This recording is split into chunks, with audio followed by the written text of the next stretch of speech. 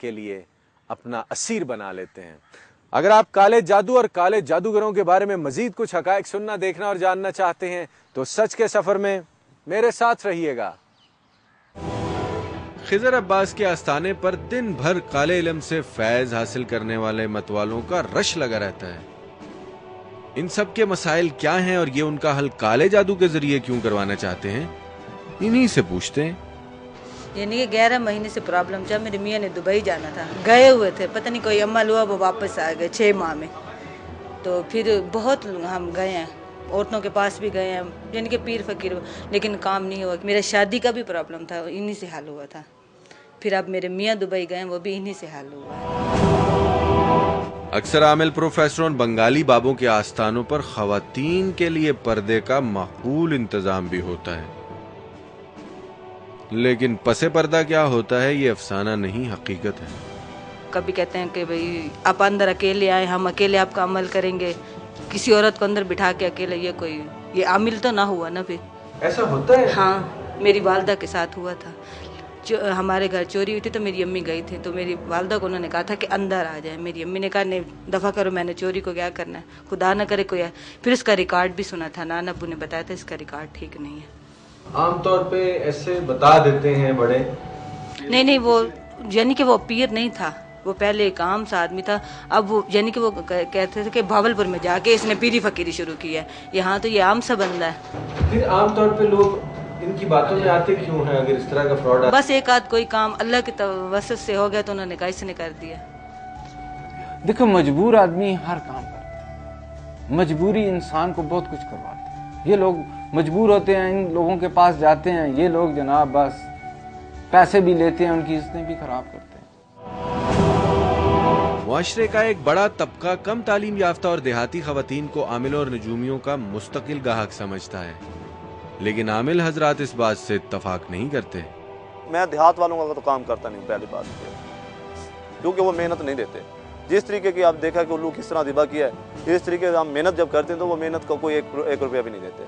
جب خون پسینے کی کمی نہ ملے، ہمیں فائدہ تو نہیں ہے ہم بھوک مرنے کا۔ اب یہ چیز جو ہوتی ہے نا، دیہات والے جو لوگ ہوتے ہیں تو وہ تو مرغی انڈے پہ کھڑے ہوتے ہیں، ہم جی مرغی دینی ہے تو انڈا دینا ہے تو یہ لے لو، ہمارا کام کر دو۔ ایسے کام نہیں ہوتے۔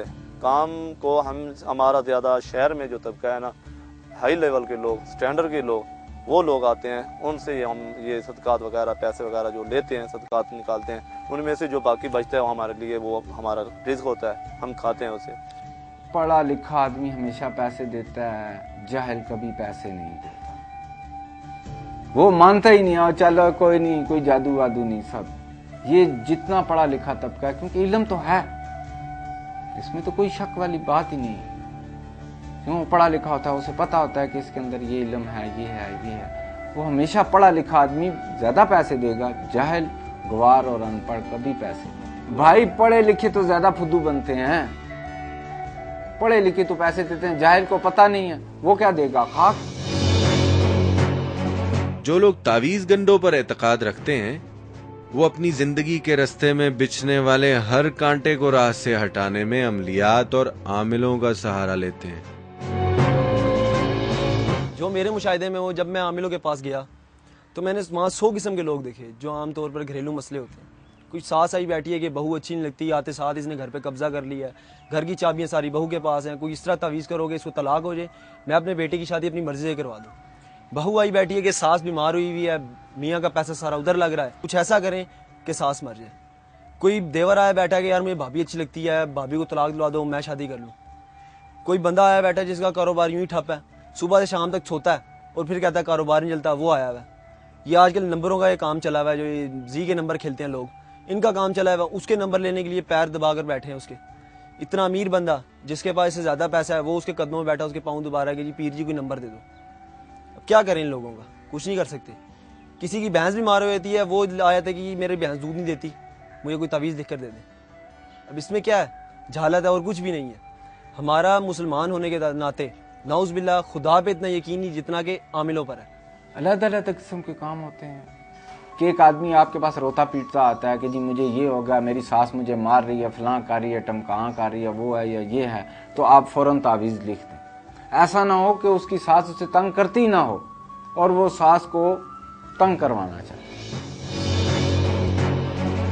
अमलियात का धंधा करने वाला आमिल अपनी जान को तो तरह तरह की अजियतें देता ही है, लेकिन साहिल को भी कड़ी आजमाइशों से गुजरना पड़ता है। आप खुद दबाएंगे पुतले? मैं खुद जाके दबा दूंगा।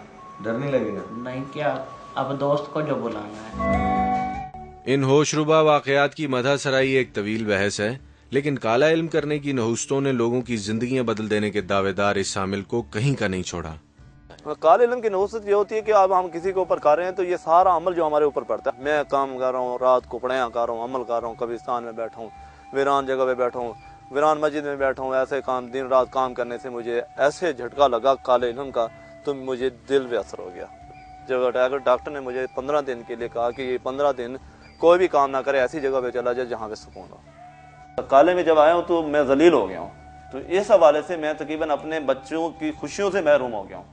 मेरे बच्चे नहीं हैं, मेरी शादी को 3 से तीसरा चौथा साल लगा हुआ है, मेरे बच्चा एक भी नहीं हुआ।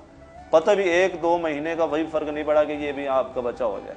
जब मैंने ब्लैक इल्म काले इल्म का चिला किया तो उसमें वो चीज़ जब आई थी, मुझे सवाल करती कि आपको हम बच्चा आपका नहीं होने देंगे। मैंने अपनी वाइफ को बिल्कुल नहीं बताया कि भाई इस तरह का मसला है।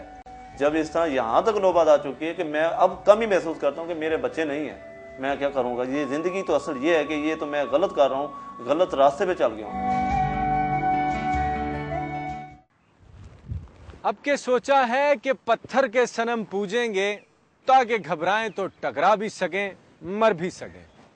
पत्थर का जमाना गुजरे, सदियां बीत गईं, लेकिन उस दौर का इंसान आज भी जिंदा है। एक गैर सरकारी सर्वे रिपोर्ट के मुताबिक पाकिस्तान की 16 करोड़ की आबादी में से तकरीबन 10 करोड़ ख़वातीनो हजरात ऐसे हैं जो तावीज़ गंडों पर ना सिर्फ मुकम्मल तौर पर यकीन रखते हैं, बल्कि अपनी ज़िंदगी का हर मकसद इन्हीं के तुफैल पाना चाहते हैं। जिस वक्त की सबसे अहम ज़रूरत एटमी ताकत हो, जिस दौर में जीने की वाहिद सूरत एटमी क़ुव्वत हो, उसमें तो अफसाना सोचने पर भी पाबंदी होनी चाहिए। अगर कोई तावीज़ असर करता है या किसी का कोई मंत्र चलता है तो मेरी आने वाली नस्लों पे कोई ऐसा जादू कर दे जो उनके कमज़ोर अकायद को जलाकर भस्म कर दे, क्योंकि हमारी ज़िंदगी की दौड़ में ये कमज़ोर अकायद सबसे बड़ा पत्थर बन गए हैं। And just take good care of yourself always. Bye bye.